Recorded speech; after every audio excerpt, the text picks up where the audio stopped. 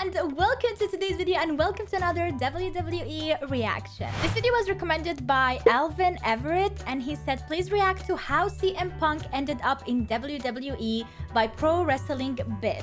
If you are interested in checking out the original video, you can go and check out Pro Wrestling Biz. But if you're interested in my reaction, stay tuned. What? Guys, if you didn't know, I do upload on patreon.com/supportbunny. This is my Patreon where I upload blocked or copyrighted content on YouTube that is not allowed, so you can check it out there. It's a lot of WWE full matches and stuff like that. Head on to patreon.com/supportbunny to check out more WWE reactions by moi. This video is actually really long, so we just head on and react it. It's how CM Punk ended up in WWE, 47 minutes long. I got my tea, I got my coffee, I got my water. I'm ready. The real story about CM Punk and AEW is actually crazier than anything the dirt sheets printed about it. When the legendary but polarizing wrestler debuted with AEW after a 7-year exile, they felt major league. But what started out as a war between AEW and WWE turned into a war between AEW and AEW, where CM Punk found himself at odds with the elite. The locker room fractured. Passive-aggressive promos gave way to tirades. Punches were thrown. Niggas got bit. CM Punk's feel-good story in All Elite Wrestling turned into a Quentin Tarantino movie real quick, because CM Punk in AEW is a story about revenge. In 2021, CM Punk came back for revenge against WWE, but our anti-hero ended up seeking vengeance against his own petty coworkers in Jacksonville. Phil Brooks wanted complete control of an AEW locker room that violently got away from scared-to-death CEO Tony Khan, and he was literally willing to fight for it. I've spent every day and every dollar of my budget over the past 3 months studying CM Punk's disastrous tenure in AEW, and it's taught me a lot of lessons about the wrestling business. Good, bad, and that was like just 2 years, right? I don't think he was that long in AEW. Ugly. All because one wrestler held an entire promotion hostage. So what went wrong with CM Punk and AEW? Whose fault was it? And where will we see CM Punk next? The answer might surprise you.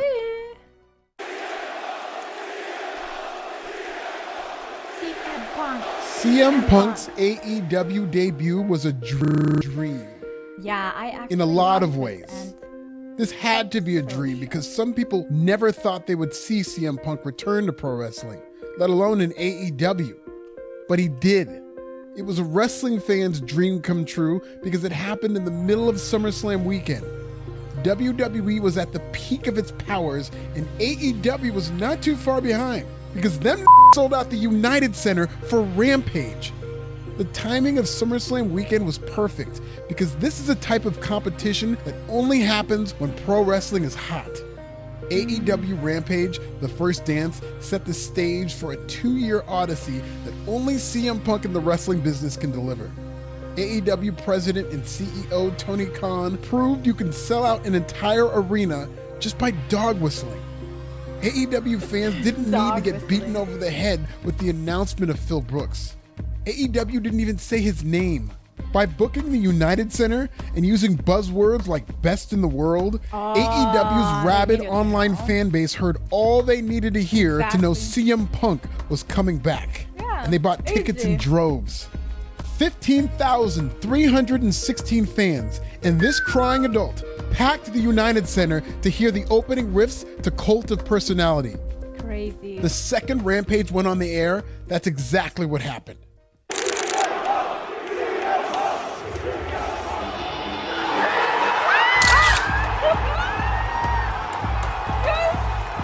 Right off the bat. You can't even hear his music.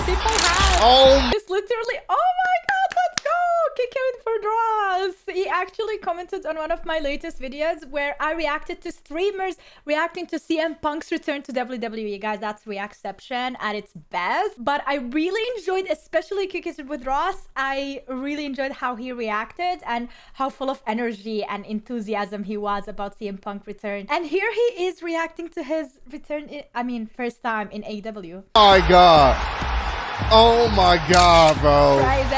Do y'all hear that pop? Oh my god. Cult of Personality.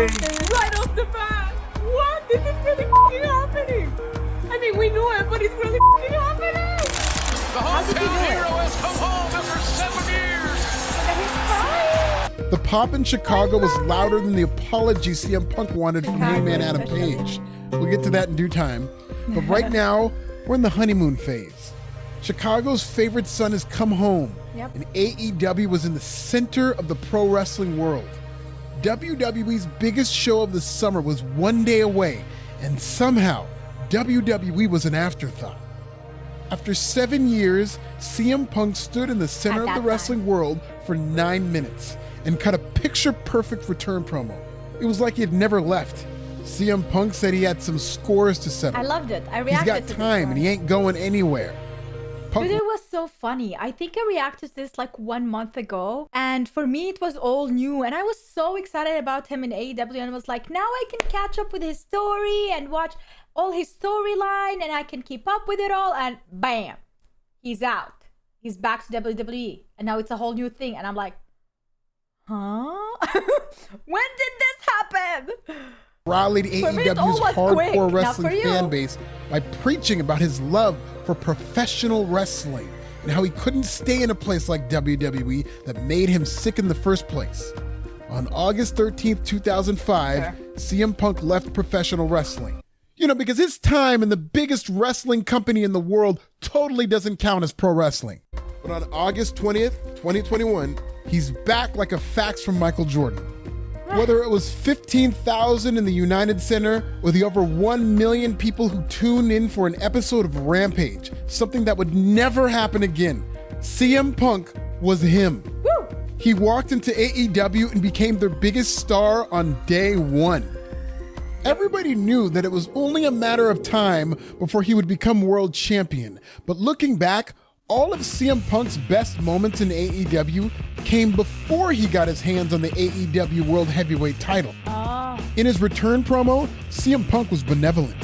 He cast himself as the elder statesman of a young and talented AEW locker room. He praised the Britt Bakers of the world.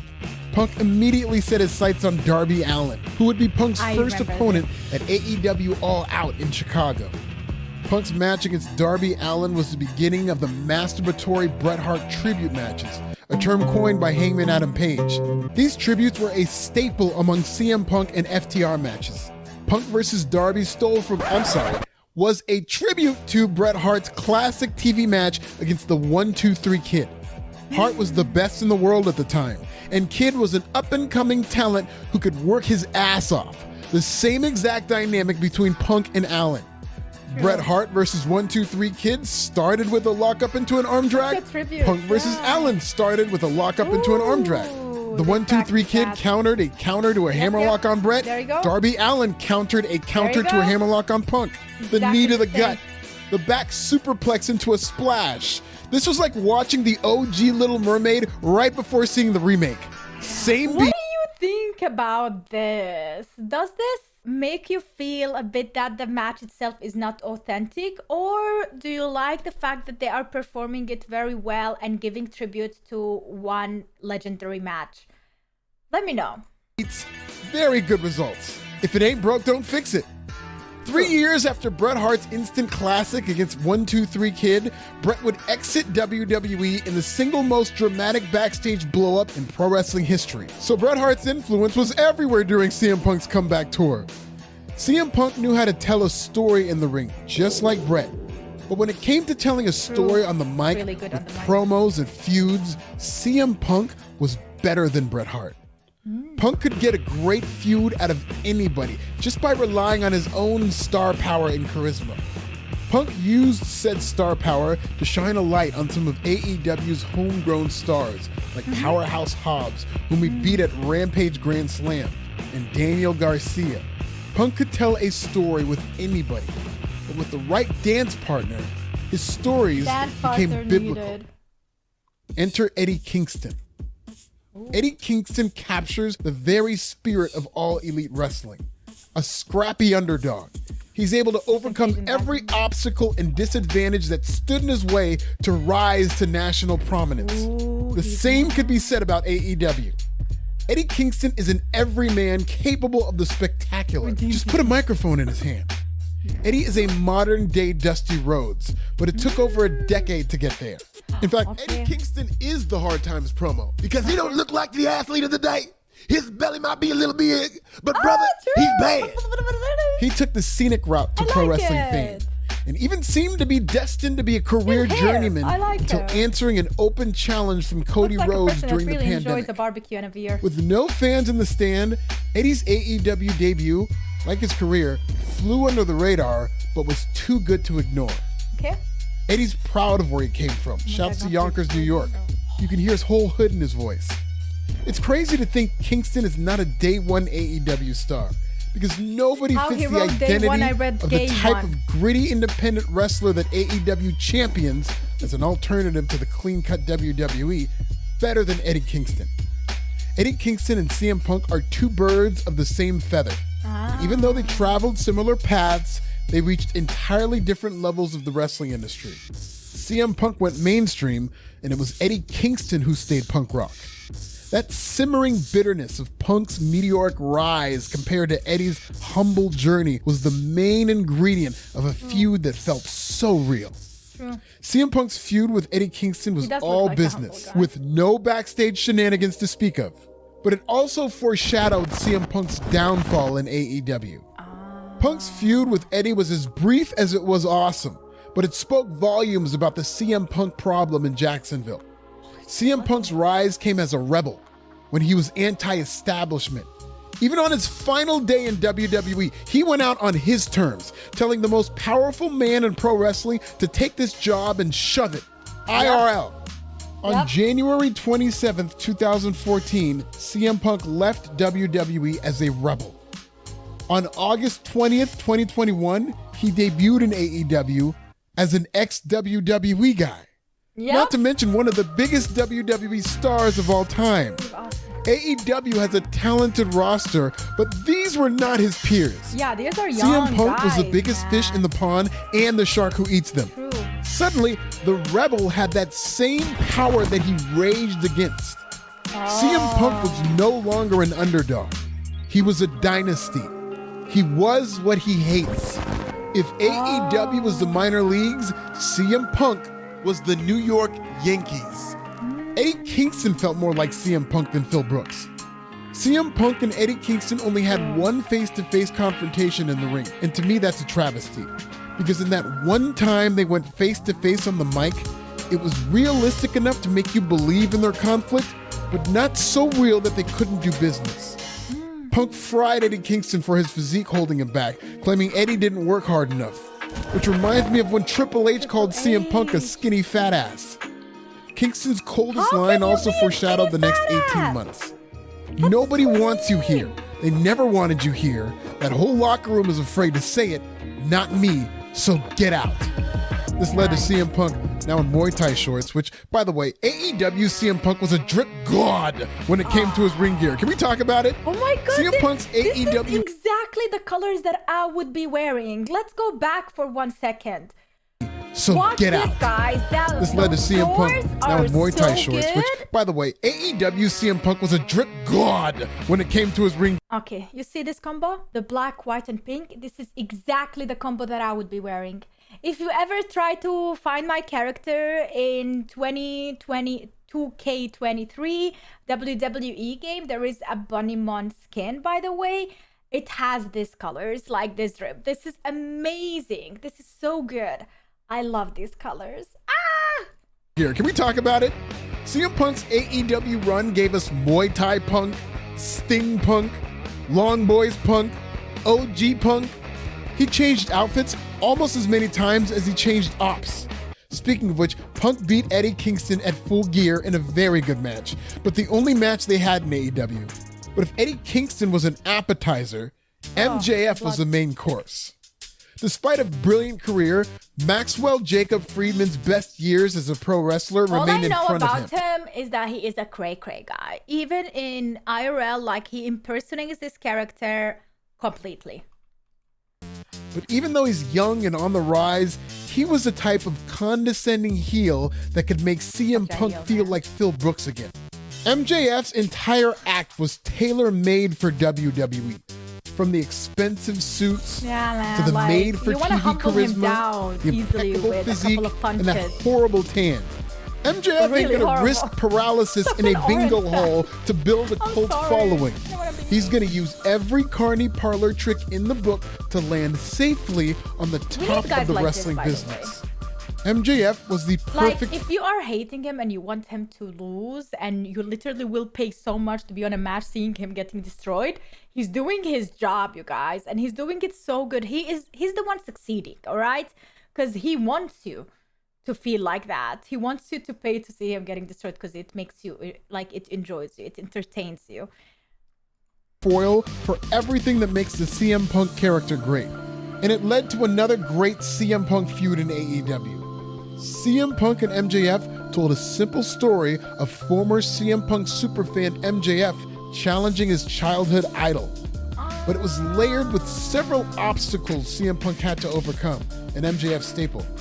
And even tales of anti-Semitism, another MJF staple. CM Punk Excuse versus me? MJF worked for different reasons as to why CM Punk versus Eddie Kingston worked. As a character, MJF was the complete opposite of CM Punk. CM Punk famously called MJF a less famous Miz. Similar to his feud with Kingston, this Actually promo does have bent the same kayfabe, vibe, but it didn't one is break in it. WWE and one is in It all AEW, led to a and showdown in one's older. Chicago on AEW Dynamite where MJF beat CM Punk with the Dynamite Diamond Ring, handing Punk his first AEW loss in his hometown. MJF didn't win once, but twice. The first win was thrown out because the referee caught MJF cheating. The second win was upheld because, staying true to form, the AEW referee completely missed it.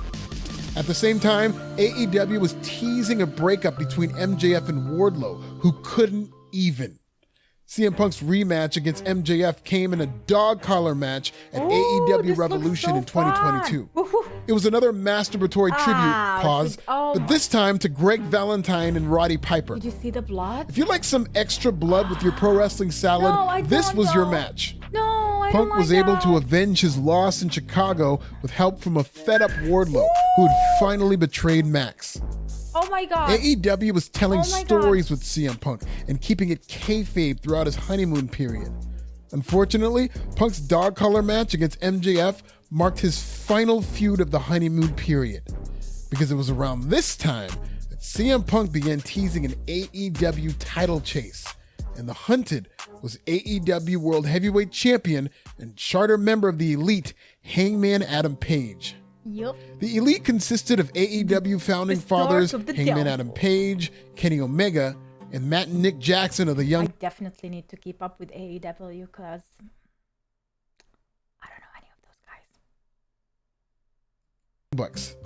The Elite's biggest star, Cody Rhodes, ultimately jumped ship to Cody. WWE. Yep. The Elite is tight Saw with him in real CM life. Punk friend turned foe, Colt Cabana.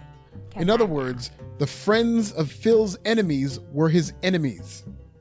Compared to the classics Punk put out with MJF and Eddie Kingston, Punk's feud with Hangman Adam Page didn't feel as special. That Arabic magic music in chemistry the just background. wasn't there because in hindsight, it was replaced with tension. AEW rubs up against the fourth wall like it's a feline and the wall is smothered in catnip.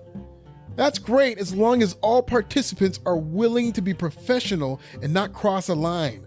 More importantly, to make sure worked shoots remain a work, a promotion needs strong leadership that they would never challenge by going into business for themselves. None of that is the case in AEW. Punk's feud with Hangman Adam Page snapped kayfabe in half. The most memorable moment between Punk and Hangman, for a lot of reasons, came during a promo on the May 25th Dynamite from Adam Page. And in the promo, the Cowboys started shooting. 2022, May 25th. This Okay. Hangman Page CM Punk face-to-face was something else. It reminded me of when Bret Hart and Shawn Michaels in '97 did a face-to-face where the more you know, the more it meant. I remember watching this going like, holy shit. It's like they're not shooting, but holy shit. Word on the street is, no, apparently him and Hangman have had issues. Hangman allegedly took some microphone liberties, alluding to the past problems between Punk and Scott Colt Cabana Colton. Well, apparently, going off the beaten path, off the topics that had been discussed in order to take up for his company and his friends and the people who started this revolution. He decided to go into business for himself. He went rogue. He was the rogue cowboy. Adam Page not listening, not trying to get better, and Adam Page trying to come out his face and disrespect him. Hangman meant every word he said in what turned out to be an unscripted promo, one that implied CM Punk was trying to get Colt Cabana fired. Page wanted to defend the AEW championship from CM Punk rather than against him. This was like Eddie Kingston's promo on Punk, but this time for real. Punk had been hit with a pipe bomb. A blow-up was inevitable. CM Punk's finest hour in AEW came when he won the AEW World Heavyweight title at Double or Nothing in Las Vegas against Page. This match featured not one, but two botched buckshot lariats from Punk. File that one away for now. Punk won the strap with the GTS in the same city as his finest hour in WWE, the pipe bomb. Yeah, this After is what Punk's I want to big react win to over the Hangman, I went to AEW Dynamite in Inglewood that next show, and it was a celebration. CM Punk's first appearance as AEW World Heavyweight Champion. But this Dynamite was memorable for two reasons. Why? One was MJF's worked shoot promo on Tony Khan, where Max stormed out of AEW for 3 months. The other was CM Punk shattering his foot doing a stage dive. There was a tweet from CM Punk saying, Literally that? Oh my God, like the dumbest things. that he was going to be live on Rampage with an announcement about the title. We got some unfortunate news, man. CM Punk's announcement. He has to relinquish the AEW championship, man. CM Punk is down printed. Honestly, okay? We both go at the same time. That's the headline. Crowd dive. Crowd dive. Stage dive. Crowd surfing. Dive, bro. Crowd surfing. There we go. That's what it is. And banged his foot on the barrier. CM Punk's honeymoon period in AEW was as fractured as his ailing foot. This was the last remnant of happy-go-lucky. He's like, this is about these pro wrestlers. Like, they get damaged so much and injured so much, and they still have a smile on their face through that pain. Like, he did that damage there, and he was still smiling. And he was like in his brain, I just messed this up completely. I messed it up. Phil Brooks. Like literally, the man was injured doing a celebratory stage dive. Yeah, look. That Friday on Rampage, sad CM Punk was forced to vacate the AEW World Heavyweight Championship in a tearful promo. Well, kind of. Punk didn't exactly vacate the title so much as he announced he would be out for 3 months, and an interim champion would be crowned in his absence. 3 months later, sad CM Punk gave way to our toxic cousin Phil. And this version of Phil Brooks was here to stay. CM Punk returned with a receipt, and his first order of business was to call out Hangman Adam Page.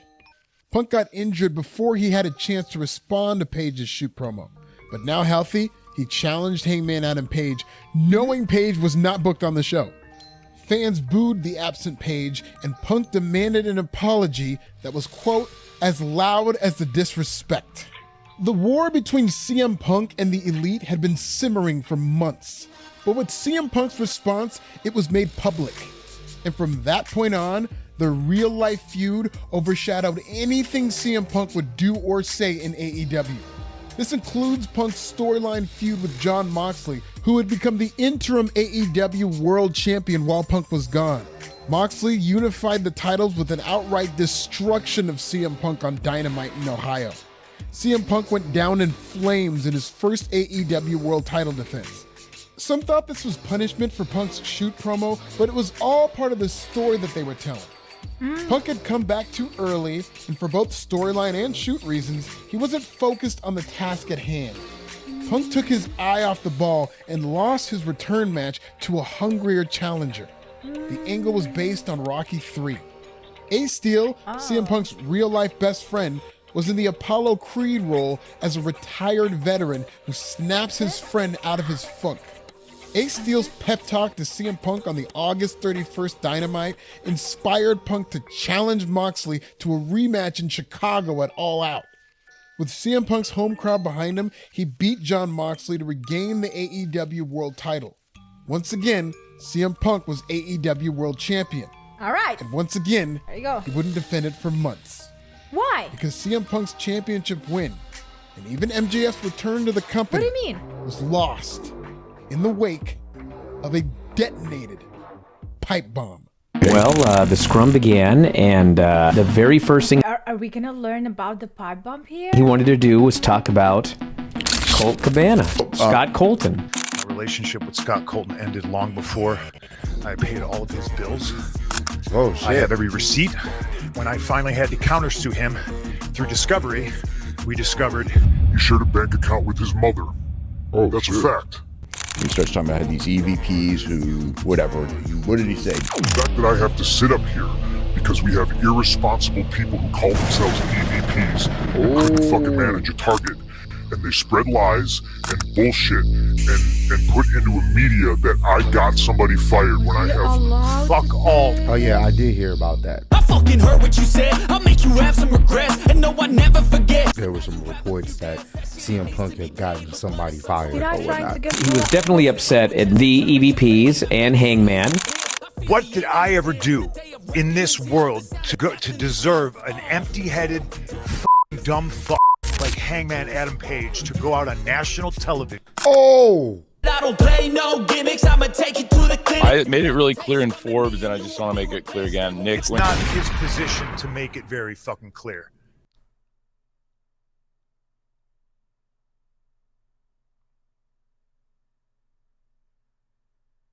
Excuse me? What is this that I'm seeing here? What is this behavior? Hello? Is this CM Punk? There's people who call themselves EVPs that should have fucking known better. Why am I gonna sit here and be like, yo, Punk, listen, we've already told y'all, Phil is going to be Phil. I don't know why anyone is surprised. Kevin Durant. Never satisfied. Say that again. Who's CM Punk? Kevin Durant. CM Punk is Kevin Durant. Satisfied. Never satisfied. Everybody involved in this whole situation, whether that's CM Punk, That was not nice. that's the Elite, specifically the Bucks and Kenny Omega, and Tony Khan, all look like stupid Mark morons here. The whole damn lot of them. He's making funny them that all you asked look about dumb. CM Punk because we're cut from the same cloth, IWA Mid-South, and that's how we were taught. Like that's how we were trained to protect ourselves and to kind of be harsh like that and protect the business. I think, Don't get and me I'm sure mad. both of you probably agree, will end up being a transformative night in the history of AEW, for better or for worse. You know, if the guys in the locker room deciphered it the way I would have deciphered it if I was one of those guys in the locker room, he would be fighting every time he walked through the locker room. This is the face of a man in crisis. A man who wants answers but doesn't have any. Yep. A man at odds with an entire locker room. He's hurt. He's lost. No, not that face. This one. That's AEW President and CEO Tony Khan. But based on body language alone, this is a scared-to-death man-child in over his head. A lot can be said about Tony Khan. Poor Tony. Visionary, Twitter-happy, dignitary, Nepo baby. Tony Khan answers the age-old question, what happens when a wrestling fan who just happens to be a billionaire gets to book the product? As insulting as this question sounds, the answer is actually pretty encouraging. How Tony is he a Khan, billionaire? Shad's kid, was able to leverage his passion and wealth to build one of the most successful wrestling companies of all time. Nobody can take that away from him. And I don't think people understand how hard that is, regardless of resources. The wrestling business is a rapidly changing enigma, one that caters to fickle fans of a very specific taste. If success as a wrestling promoter was about wealth, the UWF would still be a thing. But AEW has done what 99% of modern-day wrestling companies could not. It became a successful national promotion, one that can attract big-name free agents, draw on And that's what I'm happy about, that they have the resources and they have the money to be a competitor to WWE. WWE's name, heritage, legendary wrestlers that they had their whole life. Like they have the image, they have the name. It's WWE. That's what I learned from the start. AEW was like a secondary or any other wrestling company as well. And then in the last years, I don't know, I think it's all changed. And now that I'm catching up with stuff, I'm realizing how big of a deal AEW as well is for pro wrestling and for WWE. And I love this because now they have to spend money. Now they have to spend a lot of money. Now they have to compete. They're almost on the same level, if not on the same level. And here we go. I love it because it entertains us even more because they are bringing all these big names, you know? Review and even beat a WWE national show head to head for over a year. That's exactly what happened during the Wednesday Night War, AEW's coming out party. As a wealthy kid in Jacksonville with no prior experience in the wrestling business, Tony Khan lies somewhere between Rudy and Richie Rich. If ever an underdog story can feature a trust fund kid as its main character, this was it. Does look so Tony naive, Khan had the right? bank account of a billionaire, but all the grace of a groupie. Tony's biggest strength as a promoter is his love for wrestling. His biggest weakness really nice. is his love for wrestlers. This is a business where paranoia casually strolls through the locker room like COVID in a bat orgy. And if your love for wrestlers overshadows your authority over them, Yeah. they'll eat you alive. Yeah, they will Every use and abuse. single time. CM Punk's composure use and vanished abuse with it. Tony Khan's leadership that night. Punk suffered a serious triceps injury in his match against Moxley. Oh, And here this we go time, again. he didn't want to wait until he was healed to cut a shoot promo. Until this moment, we didn't know much about Tony Khan's leadership style. Turns out, Tony didn't have one to begin with. Yeah. Because the CM Punk brutally tore into his ops. Like, this is something you will not see with McMahon, right? Maybe I'm not, I don't know, maybe I'm wrong. But I don't think I would see this type of dynamic with McMahon and CM Punk. I feel like both of them would be fighting and arguing. Here, like, Tony is struggling. He's in so much pain and we can see it all on his face. Tony Khan was helpless to stop it. He didn't even try. AEW's rise was defined by a series of difficult tests that they passed. They tested the New York market by selling out Arthur Ashe Stadium for Grand Slam. They were tested by WWE on Wednesday nights, and now NXT is a Tuesday show. In 2023, AEW's first big test overseas resulted in a record-breaking crowd for All In, depending on whom you believe. But on this night, AEW's biggest star buried the company and everybody in it. Okay. In what was AEW's most viral moment to date, and Tony Khan's toughest test as a leader, Tony was too scared to even pick up the pencil. He froze. He choked. CM Punk committed the ultimate sin of eviscerating kayfabe right in front of the boss fan. And in addition to breaking kayfabe, I think it broke Tony Khan too. No. CM Punk's all-out meltdown was biblical. Seriously, it's wrestling's version of the Last Supper. The main course was Mindy's Donuts. Punk ranted uninterrupted for 20 minutes plus. But these images tell you everything you need to know. A wounded warrior at the end of his wits. A shell-shocked owner. Tension in Chicago thicker than sky blue. And I say that with two C's. CM Punk went from honeymoon period to divorce bars in just over a year. He pretty much did the explosive podcast featuring Colt Cabana before he quit the company. It was a chaotic end to one of AEW's darkest days.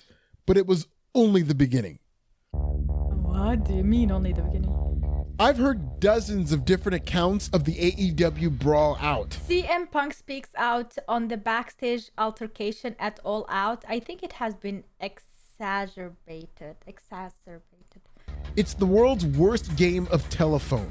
It's telephone if the carrier was Boost Mobile. Apparently there was an altercation after the press conference. Many people said that there was an altercation with Punk and the Young Bucks. Nobody is disputing that CM Punk punched Matt Jackson.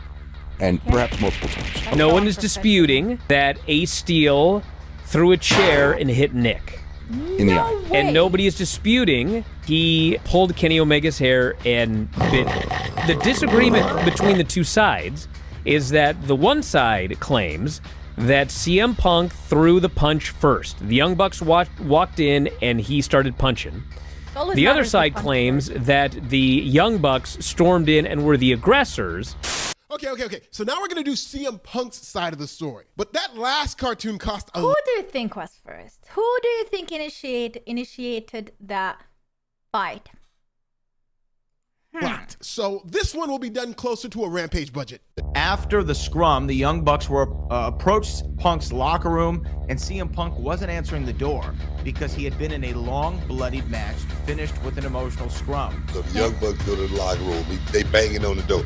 I mean, they did bang and they entered to ask for it, right? You in there? They went into his zone. The Bucks were said to have pounded on the door with claims that they eventually kicked the door down. There you go. Bam, like a home invasion type. Bam, just kick the door in. Ace Steel's wife was in the room, which is what Steel had told people set him off and made him go ballistic. He started throwing chairs. Omega didn't seem nearly as upset initially, but then things got out of hand when he ended up getting bitten by Ace Steel. Larry the dog was hit in the face by the door, and the claim was that he was taken to the vet and needed work done on his teeth. The AEW Brawl Out left no question that Tony Khan had lost control of his locker room. It didn't help that Khan was similarly frozen when asked to address this issue in public interviews. Khan supporters will insist that he legally couldn't speak, but his comments never felt like well-calculated legal tactics. It simply felt like Tony Khan had been scarred. Khan's comments about the Brawl Out are always awkward and evasive, like asking a burn victim what kind of lighter he used. Tony Khan had the spirit of a substitute teacher, and in addition to CM Punk's drama with the Elite, backstage tension spread across AEW. Sammy Guevara versus Eddie Kingston, Sammy versus Andrade, Britt Baker versus Thunder Rosa. The dominant narrative was that the inmates were running the asylum. If you're put in charge of pro wrestlers, all of whom are egomaniacs who feel they're better than they really are, authority is basically a form of currency, especially with a novice promoter. This is so true. Like, it is so hard to keep authority, especially as a younger person with not a lot of experience. I always start, like, when authority is mentioned, it always reminds me of my high school, when I was a teacher in high school. That was before I became a YouTuber. Actually, it was at the start of my YouTube career. And you guys, I had authority at the start. Somehow I kept it, even though I'm really small. And you know me, I'm more friendly and I look more like a student than a teacher. But I somehow kept it. However, when I started YouTube and when my students found out that I'm a YouTuber, oh my God, it became like viewer or fan and a YouTuber, a creator. And there was zero authority. I lost it completely. They wanted to take pictures with me. They wanted to talk about my YouTube. They're like, I couldn't handle the class anymore. I tried my best to like be mean, but I couldn't be mean because you know me, I just can't do it. And then I decided to stop being a teacher because it's not possible. I had to choose either YouTube or being a teacher. And to be honest, this fulfilled me way more. So I just gave up on teaching. Although even today I'm like, what would happen if I chose the other way? But yeah. I'm not regretting it though. Tony Khan was Dogecoin. I think Tony Khan's a really great guy, but I think Tony wants to be liked, and he should be more focused on being respected. Exactly. You know, lots of times I didn't like Vince McMahon. You know, yeah, Vince McMahon is not really likable. An incredible bully, but he's very respected. You know, he can be nasty. Always respected him. Relationships between CM Punk and AEW seemed untenable, to the point where there were rumors that CM Punk was finna cash out of his AEW contract. There was talk of a buyout, which even led to talk of a possible WWE return. CM Punk didn't appear on AEW television for months in the aftermath of the Brawl Out, but Punk's offseason was more interesting than AEW's product without him. The Elite made their triumphant return in Chicago on the November 23rd AEW Dynamite. They wasted no time trolling CM Punk. This included references to Punk's go to sleep finisher and Matt Jackson botching the buckshot lariat as a parody of CM Punk. The Elite's return music Kansas was seen as a shot to CM Punk, particularly the line, "There'll be peace when you are gone." But Punk wasn't gone. In fact, the summer of Punk was entering its 4th season. CM Punk used FTR and IG stories as his PR team to express that he wanted back in AEW. Punk referenced Steve Kern's book, Kern Chronicles, where Jerry Lawler was able to get Kern and Coco Beware to hash things out after a backstage fight. PR Punk even went to war with the wrestling media, which is basically a collection of fans and podcasters just trying their best. Dirt sheets are nothing more than gossip websites for men. The wrestling media is what would happen if you gave press credentials to a comment section. Pro wrestling has the only media where saying nigger on an Xbox Live makes you qualified. One of Punk's most heated IG stories targeted Dave Meltzer of the... I want to read that. Come back to wrestling yet. Then when Flash wrestlers sat down, listened to Punk's Rocky 3 ideas, I explained how I would never seen a Rocky movie. What I thought it is, like when the boss wanted to do it, whatever. He said he would lose to me. Okay, I lost it. Wrestling Observer newsletter, who he called a liar. Punk went on to call Jericho a liar and a stooge. In an egregious revelation, Punk said he's never even seen Rocky 3, which is the best Rocky, and he didn't sound too crazy about getting squashed by John Moxley in Ohio. Punk's IG story was an epilogue to his all-out tirade. The off-season odyssey continued when CM Punk showed up backstage to Raw in Chicago. A lot of people have their theories as to why he did this. Was he trying to show up the Elite and shift the narrative to how forgiving he is? CM Punk could mend fences with WWE. Why can't the Elite do the same with Punk? Was CM Punk trying to force his way out of AEW and return to WWE? Was this a power play to get more money out of AEW? Nobody knew. In hindsight, I don't even think CM Punk knew. CM Punk showing up to make good with the rival promotion while under contract with AEW wasn't even his biggest betrayal of AEW. At least he showed up backstage at Raw. That's more than can be said about the upfronts that year and what was supposed to be CM Punk's miraculous AEW return. Against all odds, unless you're betting on Tony Khan caving to a wrestler, CM Punk was on his way back to AEW. In a strange twist, Tony Khan used a people-pleasing strategy to placate CM Punk and the Elite. Tony Khan gave CM Punk his own show, one where he would be far away from the Elite, who were on Dynamite. 2 shows, 2 tribes. AEW had officially succumbed to the same tribalism that defines the bitter wrestling discourse on social media. Despite getting his own show, CM Punk was all like, "That don't work for me, brother." At the AEW upfronts, where the Warner Brothers Discovery Network puts its best foot forward to announce its big plans for TV, CM Punk embarrassed AEW once again by not showing up. Punk no-showed an event where he was to be announced as the star of AEW Collision, a new TV show built around the guy who flamed out of the company less than a year earlier. Like, what could go wrong?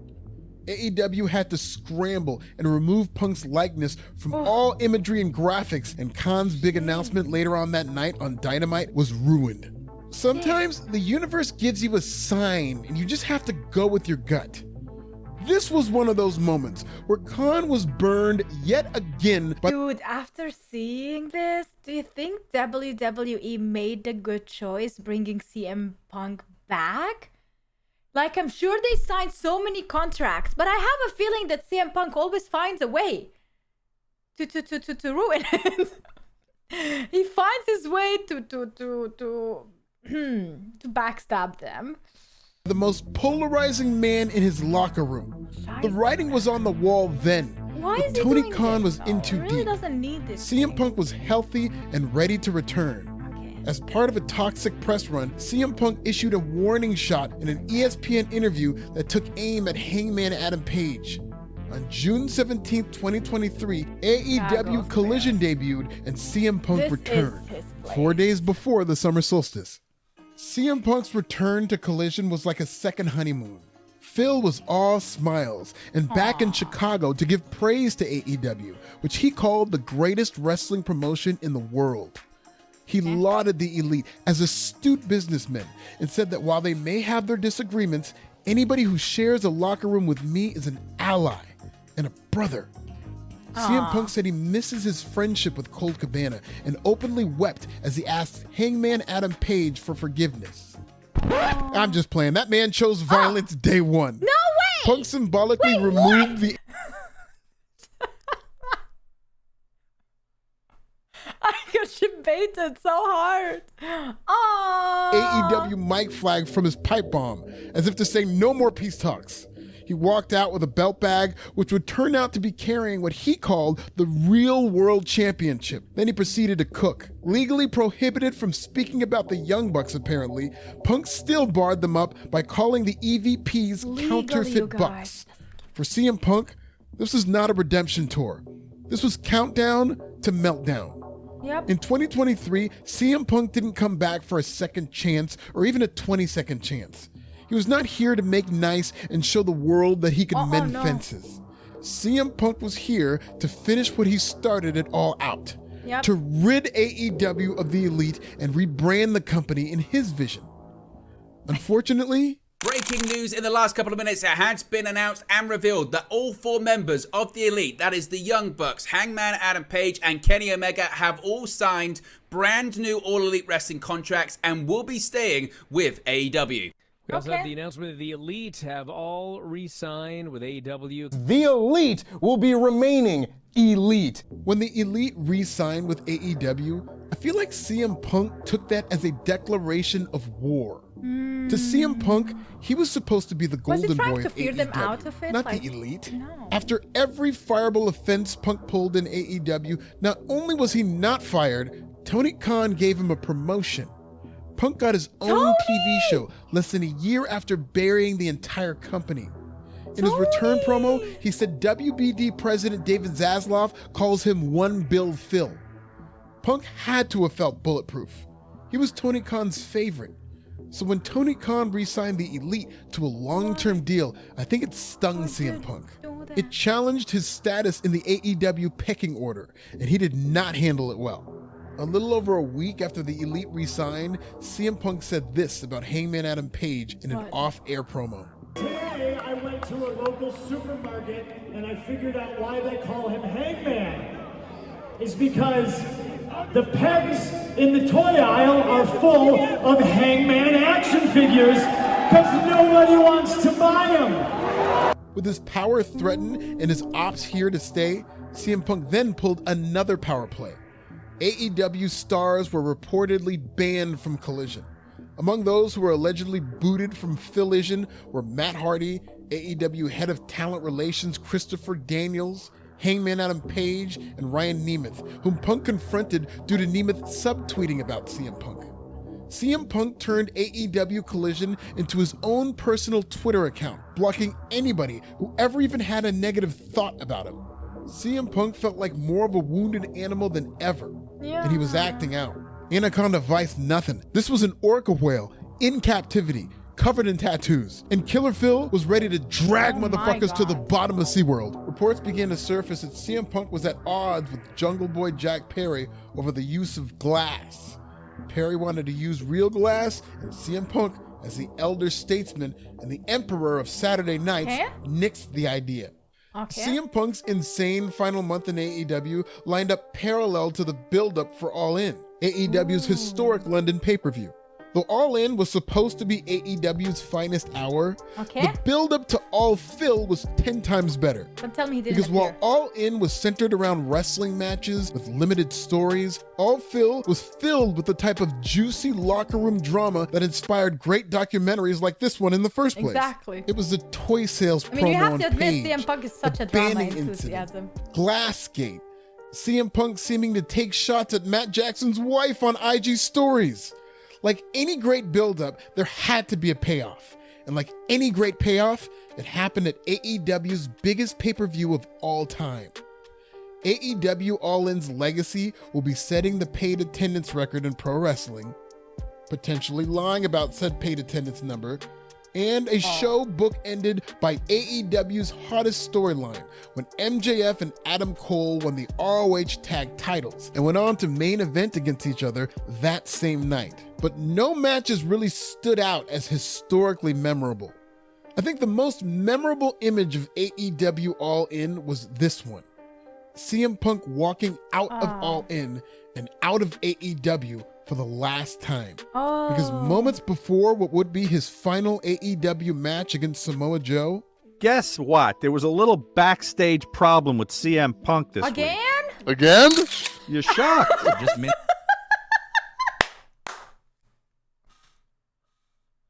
Literally how everyone feels in the world after hearing that. Like, again, man, like, when does he learn? It's before CM Punk opened up All In against Samoa Joe. There was a physical altercation between both Jack Perry and CM Punk right before Punk went out to the ring. During Jack Perry versus Hook, there was a little moment where Jack Perry was tapping on the limousine glass. Obviously, that was a shot at CM Punk. CM Punk's brawl in against Jack Perry came almost 1 year to the day of the brawl out. After the fight, Punk reportedly threatened to no-show All In, but ultimately decided to be professional and defeat Samoa Joe for the real world championship. But this would be his last defense of that title CM Punk know in what his he wants? final match in AEW. I During don't a even cold open on the September 2nd broadcast of Collision in Chicago, Tony Khan announced the firing of CM Punk for cause. Khan tried to do damage control by addressing the live crowd after the news broke. The crowd was furious. This was the first time, this incident, that I have ever feared for my safety in a wrestling show, that I have ever feared for my life in a wrestling show. Helpless to combat the jeers, Tony Khan was booed out of Chicago like he was John Cena at Money in the Bank. With his leadership more flaccid than ever, Tony Khan's company line was that he feared for his life during CM Punk's backstage brawl. I appreciate the honesty, but this did nothing to salvage Khan's reputation as an authority figure that this locker room desperately needs. He actually made it worse. Tony Khan was clearly traumatized by CM Punk's tumultuous tenure in AEW, but there's also a lot to be learned from it. CM Punk in AEW will either be a valuable lesson for Tony Khan, or it'll break Khan entirely. Punk's exit from AEW hasn't been a death sentence for Collision. Of course, Collision gets massacred when they go head-to-head with WWE PLEs. But overall, Collision hasn't quite drowned as much as it's treaded water without CM Punk. AEW's attendance has been very low in the post-Punk era. Cause for concern. No way! This would be so sad to see. And AEW brought in Edge as somewhat of a spiritual successor to CM Punk. This is Edge there, and this is the audience. AEW is still weathering the CM Punk storm, and while they do have the resources to survive, they will not be able to thrive without a leader. As for CM Punk, it's another off-season for Cousin Phil, and this time, it sounds like he wants back in WWE. Punk posted this IG story of Iron Man and He literally posted this story, and now that I followed him, I checked his story real quick, you guys, and he also posted this story, which it says, because Avengers, you have my word, and then the next one as well, which says, let the terror begin. I don't know what he means, I don't know what he's talking about, but he loves these stories. And I love that he's a comic guy. Doom agreeing to a truce in the Doom Quest comic book series. Many are speculating that Survivor Series in Chicago would be the perfect target date. Maybe Punk could be a surprise entrant in the Royal Rumble. How did they Punk know might this? not be worth the headache in WWE, but star power is like crack in the wrestling business. Because wrestling promoters are addicted to star power, even when it's liable to tear a whole locker room family apart. And as the wrestling war between WWE and AEW gets more heated, WWE will have more incentive to bring in CM Punk.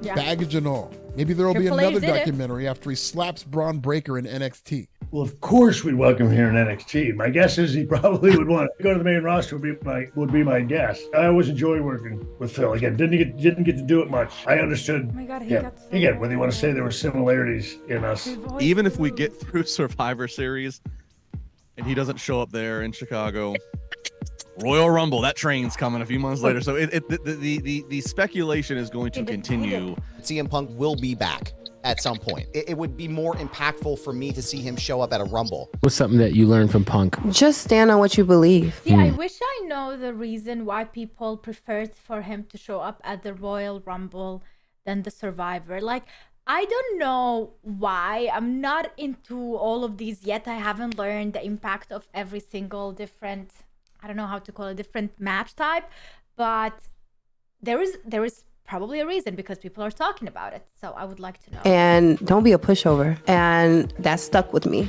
He's a great guy. Yes, and I've been very clear about my opinion of CM Punk from the day he showed up and predicted that it was going to be a financial flop. And we can debate that, I guess, but it was a flop. It was a bad investment.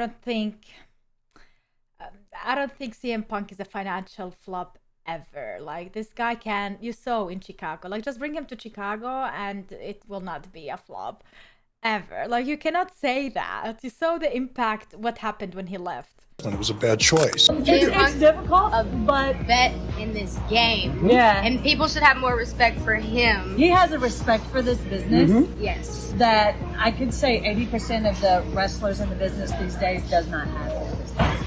And that's what's hurt. That's to our detriment. That's what's hurt the business. You know, and CM Punk's just like a petulant, bitchy ass dude. He's a malcontent. I do miss him. I feel his absence for sure in the locker room. And I'm counting the days until he makes a return. But yeah, Punk is the man. When Punk goes to the WWE and has no issues and nobody gets fucking goozled backstage and there's no goddamn whisper campaign going on, it's going to make AEW look worse. Oh, it must have just been that place. True, right? Thank you for watching the Pipe Bomb Problem. Check out this CM Punk playlist and subscribe. Where do we see CM Punk next? Wrong answers only. Tell me in the comments. That was such an amazing docu series about CM Punk's journey through AEW. However, I really need to find a video where I can see CM Punk's WWE docu, where how he started in WWE and all the mishaps, especially with McMahon, and what happened there, and the reason or the results for him to leave, why it resulted him in leaving WWE. Was it 2011, I think? So yeah, I really need to catch up on that one, but now I know the biggest issue with AEW and why he left. Oh my god, it's so much drama, you guys. And now, like, saying that he will not do anything in the backstage in WWE because of contract assignments and stuff like that. To be honest, I feel like if something is really terrible and if he decides to go sideways, he will. He doesn't care about the contract, you know. I feel like he will do it and lose the contract, lose everything, but he will go on it. But if he doesn't, that is so true. If he doesn't and he shows professionalism in WWE and he shows that backstage everything is fine, that portrays the lack of authority from Tony and AEW as a whole. But yeah, that is it. This is what I think. Let me know in the comment down below what else from CM Punk at WWE would you like me to react to, or anything related to him, any other videos in the comments down below. And I hope you enjoyed this video. If you did, make sure to like it and subscribe for more. This is a really long video. I hope it's gonna be on YouTube and not Patreon. I've been sitting here reacting to this video for so long, so I would really appreciate if you can do one more thing besides liking the video, is if you press on that share button and you just copy the link. You don't have to share it with anyone. It's okay, it's alright, you don't have to. But if you just copy that link and you don't even have to paste it anywhere, it will actually help the channel and it will help my videos. And that's one trick from YouTube that will help me and help my channel out. So if you can just copy the share link from this video, it will mean the world to me. Thank you so much for watching. I hope you enjoyed this video, and if you want more long-term content like this or long watch content, let me know in the comments. Bye. Love you.